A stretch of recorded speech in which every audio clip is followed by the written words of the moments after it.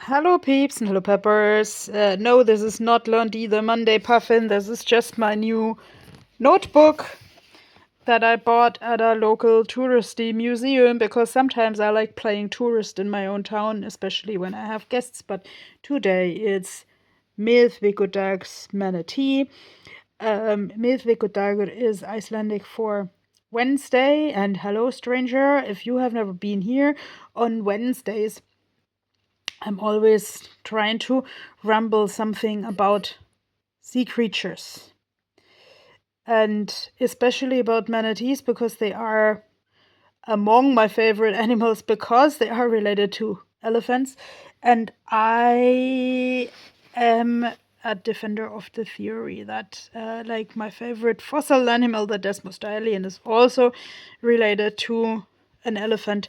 So I always, since I heard such a beautiful tarot reading today about like things are not mutually exclusive, I should find a way of the middle.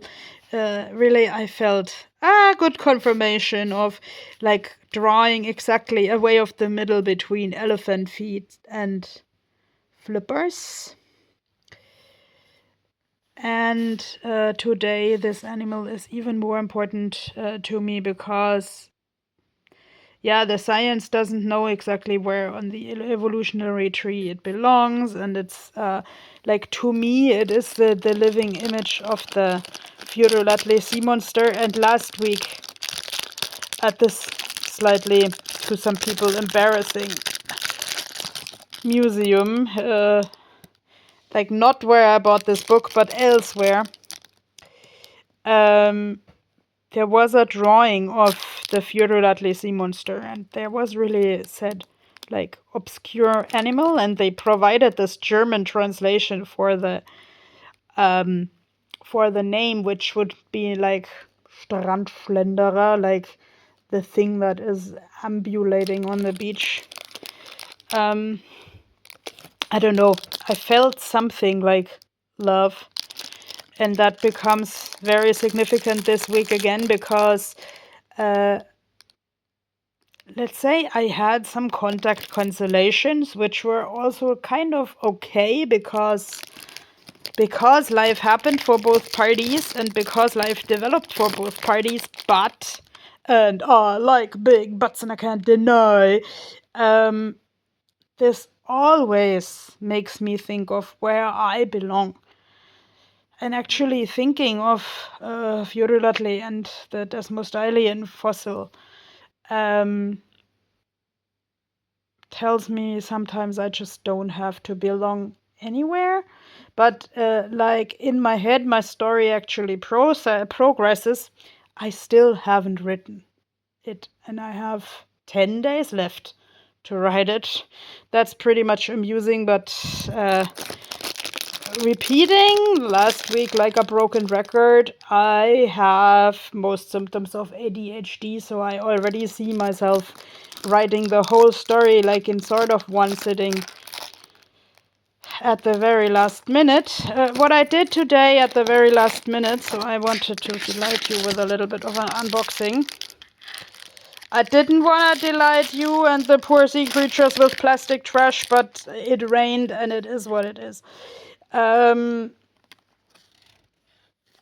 ordered more Christmas gift tags. If you have never heard of this, I haven't until like a year ago. It is a sort of cultural procedure to write like sort of like on the back of this card, often a little bit smaller, to and from. Attach this to Christmas gifts and also birthday gifts. And then the gifts are actually unwrapped in a family ceremony. And let's say, when I didn't know about this yet, I went to a birthday party with best intentions, and then the gift ceremony came, and that was a little bit like this. Like the scene in Asterix and Obelix where the people throw the bricks around until the service chain of the bricks is suddenly interrupted and the people still do the movements, but they go like, oops. So yes, people went oops because, hey, I got a gift, but I don't know from who and I don't know what this is. So yeah. So this year I produced and designed some gift tags and like a regional small print shop. I like going regional if I can.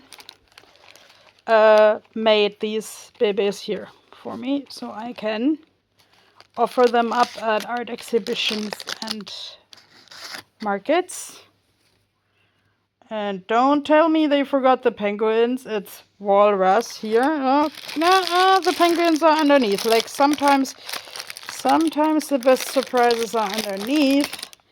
Yeah, we got the penguins, and like today I also thought again of this. Oh, okay, mirroring reflection here.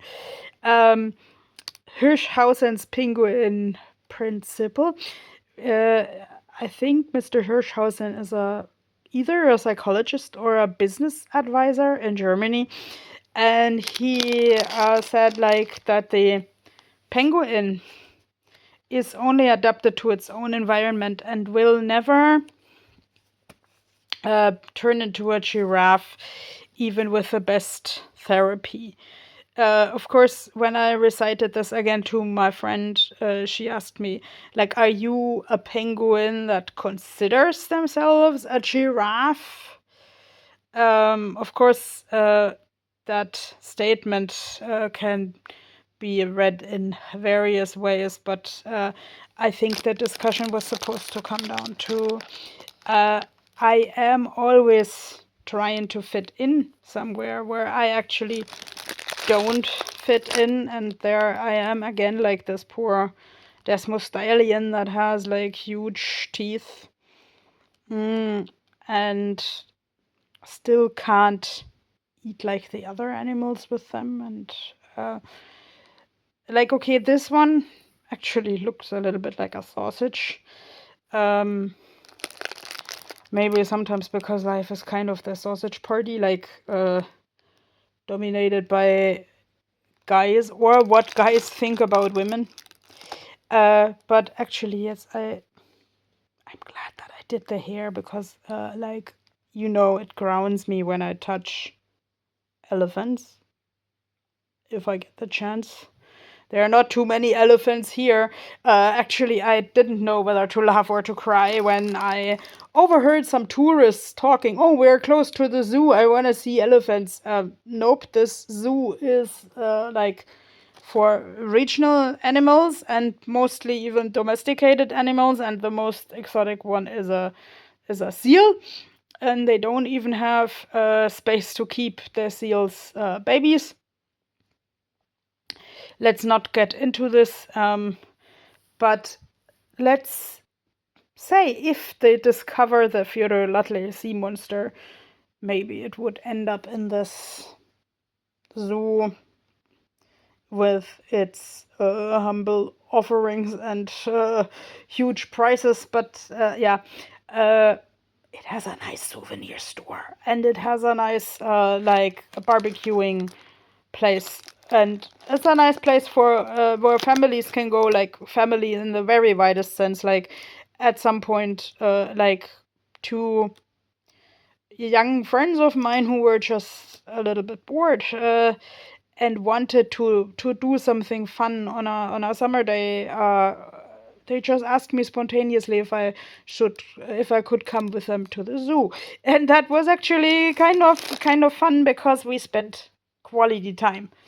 And because all the people had to watch out for the seagulls, because the seagulls started eating the sausages.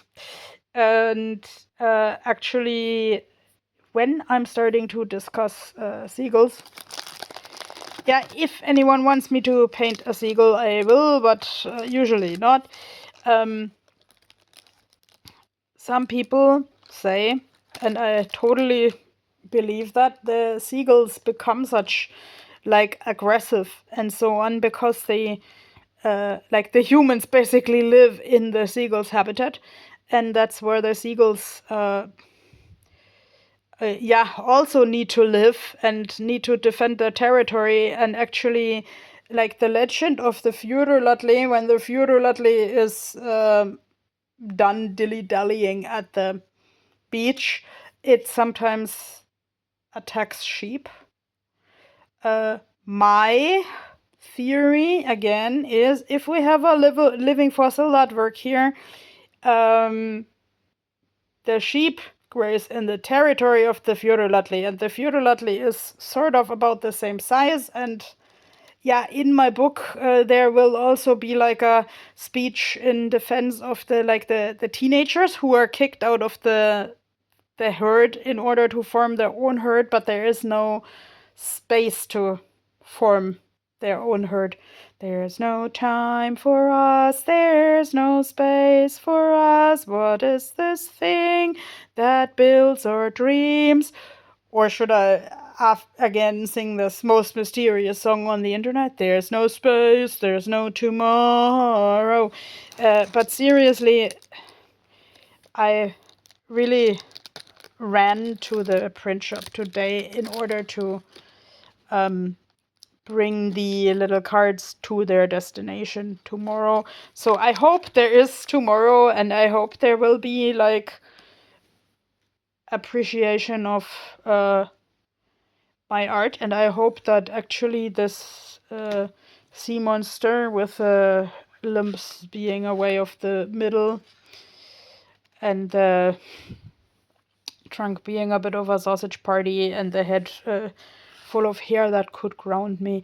I just really hope this will help me find my herd and my good place to belong, and let's say my way of showing myself care rather than only caring what everybody else thinks. Yeah, amen. Or as the manatee would say, or as I believe the sea monster would say, oh wow.